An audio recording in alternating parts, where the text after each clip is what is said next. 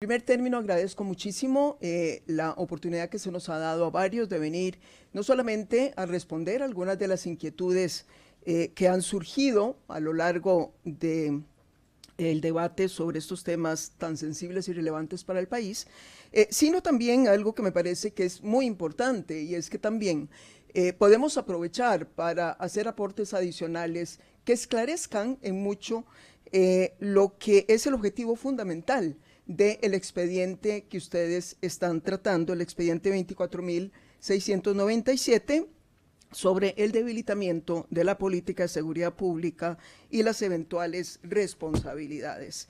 Yo me permitiré presentarles para ser un poco más liviana, pero sobre todo porque vengo no a dar mis opiniones, que por supuesto también emergerán, sino por sobre todo me interesa poder ilustrar la situación que se discute sobre la base de evidencia, de datos que vamos a estar presentando, todos ellos, sí les garantizo, provenientes de fuentes oficiales, sean estos organismos internacionales o entidades del gobierno. Definitivamente, tal y como se muestra en la pantalla, y espero que puedan estar siguiendo, quienes siguen el debate, también mirar la presentación.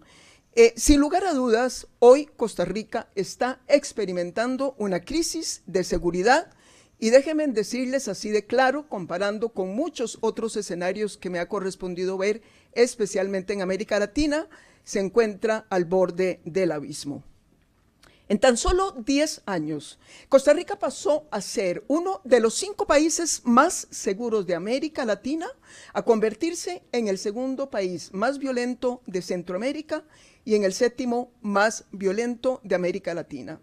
También, a la par de esto, y resultado precisamente de esto, se intensificaron a niveles sin precedentes las acciones del narcotráfico y el crimen organizado en el país. Hoy, señoras y señores diputados, estamos en la mira. Costa Rica está en la mira.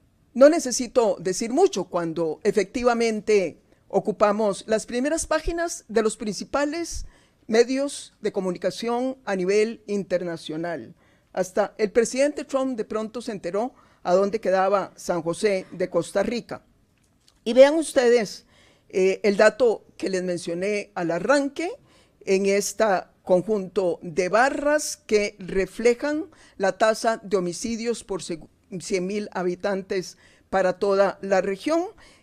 La barra rojita es Costa Rica, que ya, como les digo, se ha movido de estar en el lugar 5, allá a la derecha, a cada vez más arriba. Aquí también pueden ustedes corroborar con una serie en el tiempo del año 2010 al año 2024, que es el último dato que tenemos de las cifras de homicidio en el país, cómo la tasa de homicidios experimentó una baja entre el 2010 y el 2013 de 24%, luego viene un periodo en donde bien vuelve a crecer un poco el homicidio podríamos decir que se mantenía en alguna tasa promedio que era alrededor del 11 al 12 por 100.000 habitantes. Es a partir del año 2022 que se experimenta un salto sin precedentes, al punto que en estos 3 años, 22 a 24, el incremento en la tasa de homicidios alcanza el 35%. Déjenme decirles que cuando hablamos de tasa, muchas veces invisibilizamos de lo que estamos hablando. Estamos hablando de gente de carne y hueso. Estamos hablando de gente que muere asesinada. Y entonces también es importante visibilizar esos números. En el 2003, Costa Rica perdía, sí, tristemente, 411 personas asesinadas, pero ya para el 2023 ese dato alcanzaba 907 personas. Sin duda alguna, y esto ya ustedes lo habrán oído muchas veces, el crimen organizado es el principal factor asociado a la violencia homicida que hoy sufre el país. Y aquí se observa también el incremento tan dramático del impacto que está teniendo el crimen organizado. Es uno de los factores a través del cual medimos cuánta penetración se va dando por parte del crimen organizado en un país determinado. En el año 2010, apenas 12% de los homicidios se atribuían al crimen organizado. Para el 2023, ya ese porcentaje alcanzaba el 70%. Y si bien es cierto, hay quienes, porque así es en una mayor cantidad, los que mueren son miembros de las bandas organizadas, ese famoso estribillo y triste estribillo de que se maten entre ellos ha venido de alguna manera no solamente haciendo algo peligroso, que es normalizar las muertes entre pandilleros. Y cuando vemos el asesinato que hoy tiene lugar de un niño de 14 años, que simbólicamente además corre hasta una escuela y ahí mismo lo acribillan, entendemos que no podemos normalizar por más que se estén matando entre ellos, porque ellos son jóvenes y son niños. Pero miren ustedes este dato que es espeluznante. El incremento en el número de víctimas colaterales, aquella gente que no tenía nada que ver con los incidentes, algunos de ellos menores de edad y hasta bebés han muerto de esa manera, eso se ha incrementado en 1.200% entre el año 2019 y el año 2023. Por eso es que afirmo algo de manera tan categórica, pero ahí están los datos. Ser joven en Costa Rica hoy es un factor de riesgo frente al crimen y la violencia.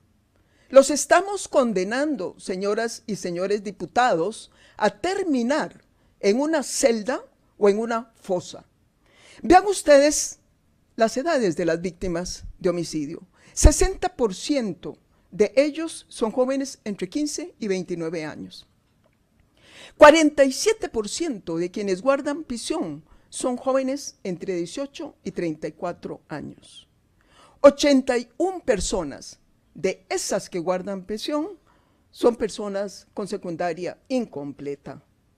Hoy 146,000 jóvenes entre 15 y 24 años ni estudian ni trabajan. Los ninis que llamamos. Ellos son la presa predilecta de las bandas criminales si no les damos otra opción más que aceptar las ofertas de las redes criminales. Pero vean ustedes que no se trata solamente de la violencia, de los homicidios, que es el crimen más grave que ocurre en cualquier sociedad y de ahí que se convierta en un indicador relevante para el análisis. Costa Rica hoy está atemorizada. Costa Rica hoy vive en un estado de alarma social permanente, mientras que en el 2010 y 2013 logramos disminuir ese temor del 49 al 18% de los ciudadanos. En esta ocasión se elevó entre el 22 y el 2025, que es el último dato de la encuesta CIEP, de un 7%, porque habíamos desaparecido prácticamente el temor ante el delito a un 44%. Pero esta alarma social también está teniendo implicaciones, obviamente, en las formas en que la gente convive o deja de convivir, la forma en que la gente mira a los demás, la forma en que la gente busca protegerse.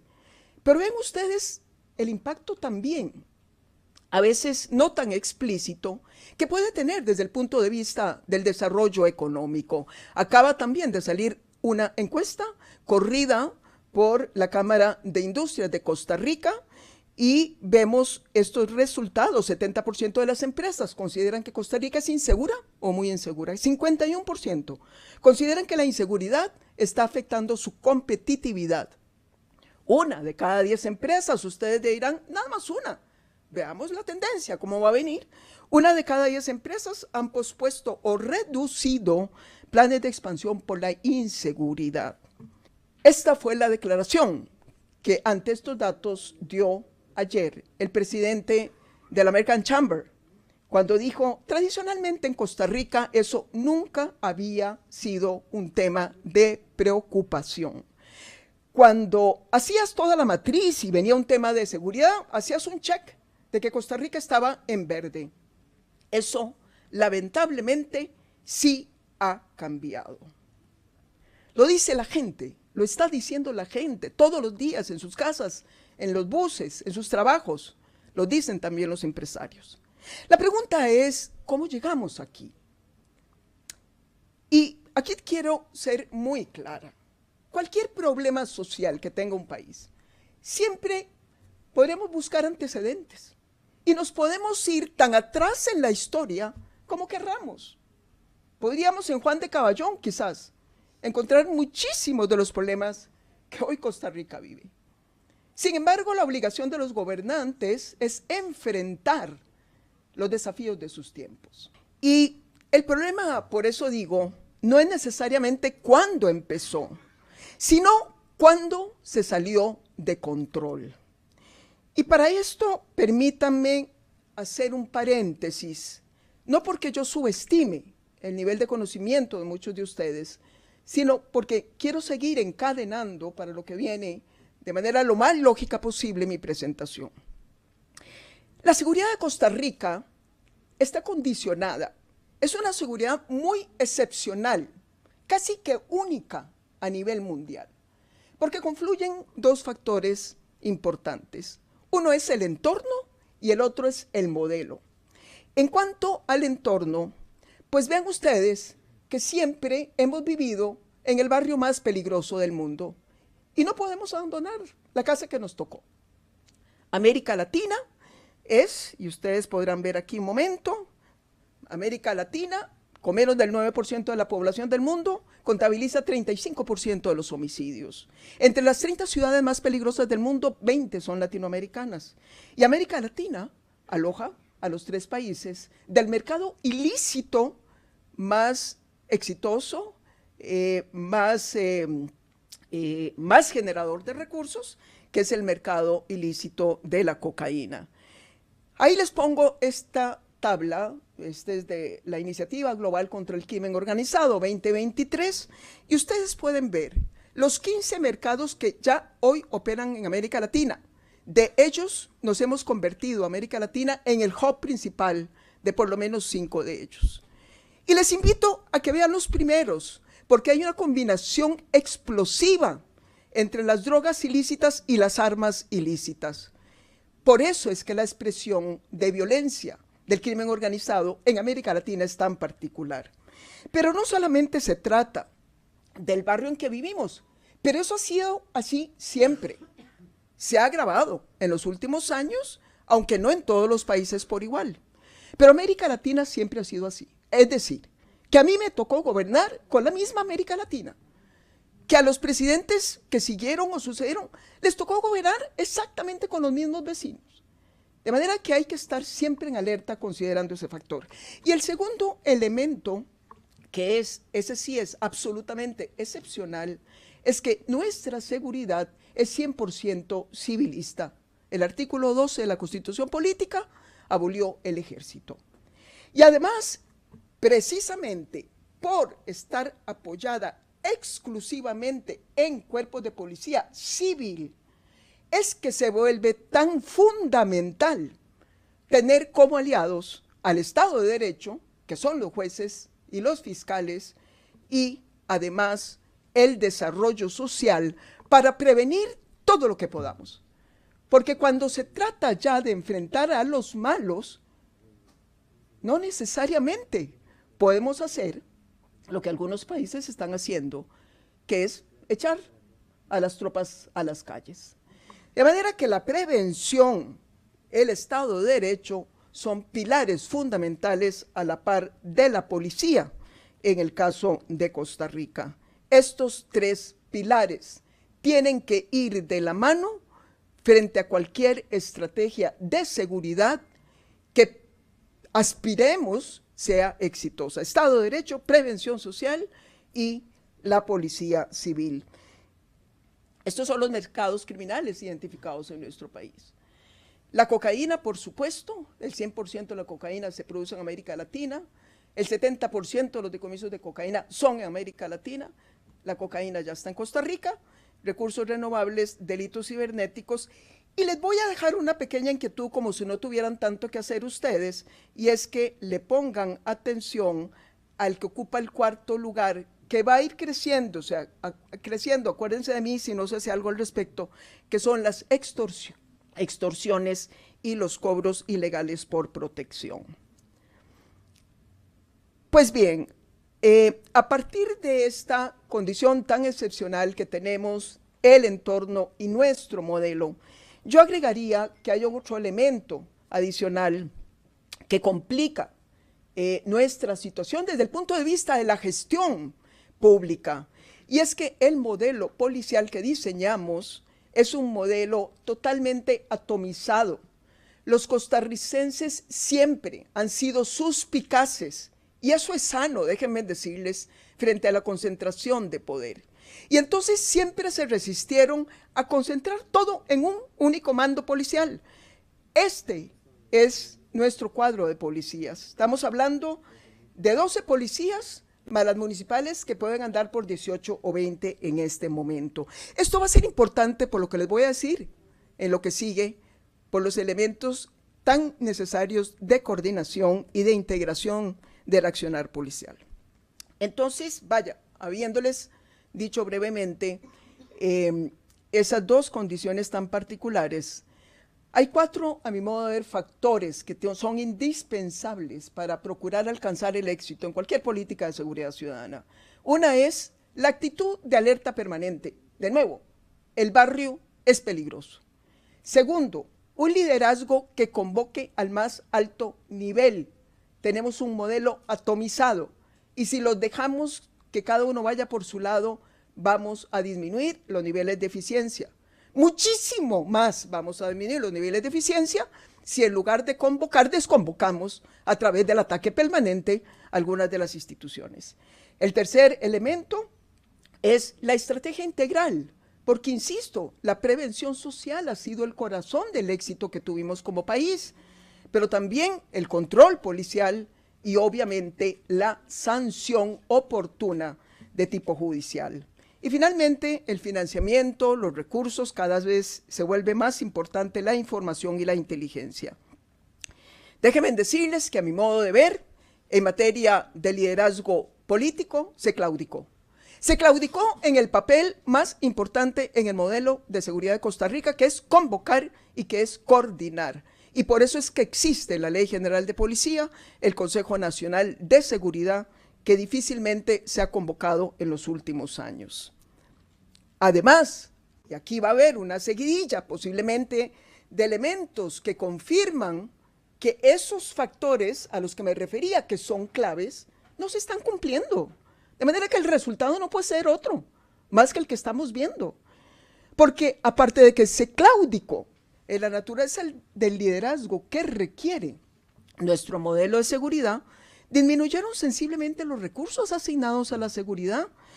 Mientras en el 2010-2014 llevamos el incremento a los ministerios de Justicia y Seguridad a un casi 70% de más, luego una caída sensible entre el 14 y 18, 2018, 2022 se da una razonable recuperación, pero en el momento en que la crisis nos estallaba en la cara, se decidió tener presupuestos muy bajos para seguridad y justicia.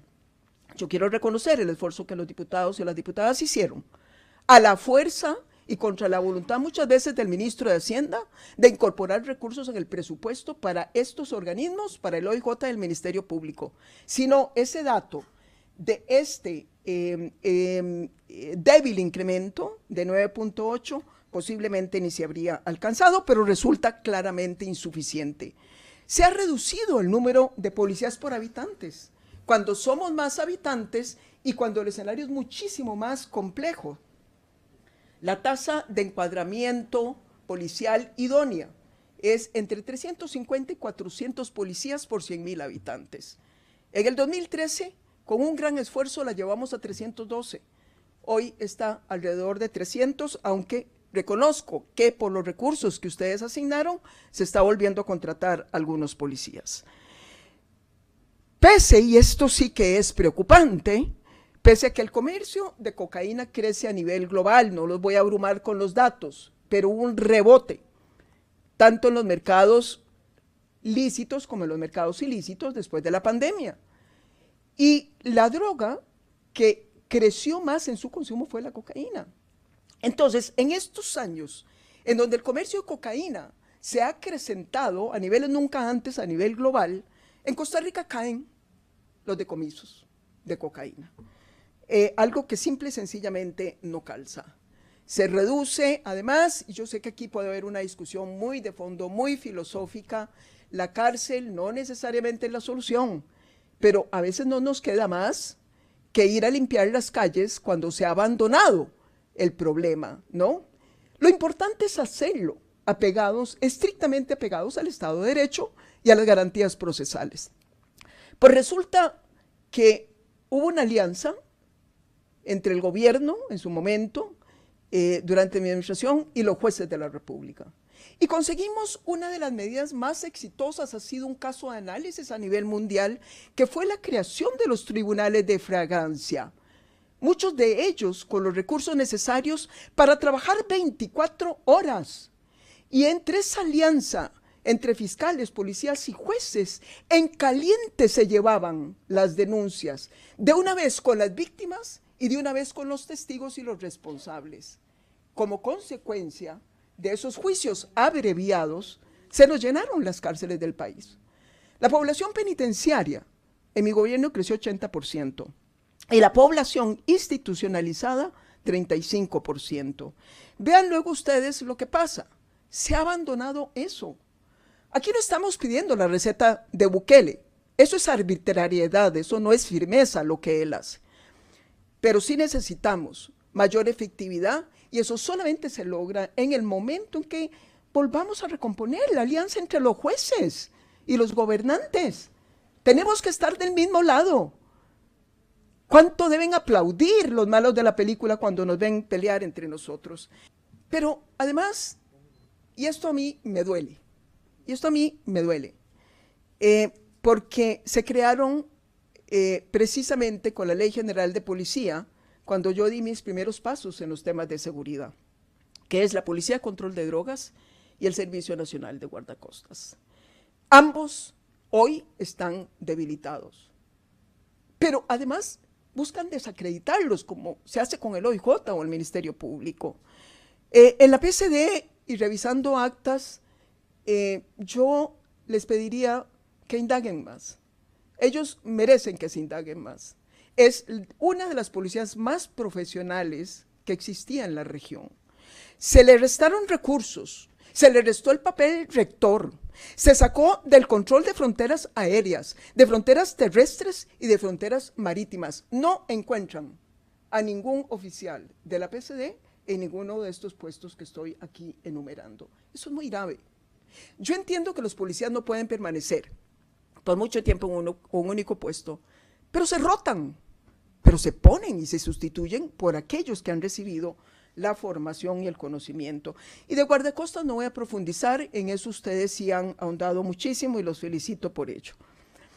Es por esto que ya para ir, ahora sí terminando, señor presidente, es que yo no puedo, y aquí sí viene mi opinión, todo lo que les he dado anteriormente son datos, es evidencia, ya sea porque son estadísticas o porque son testimonios que se han rendido ante esta comisión.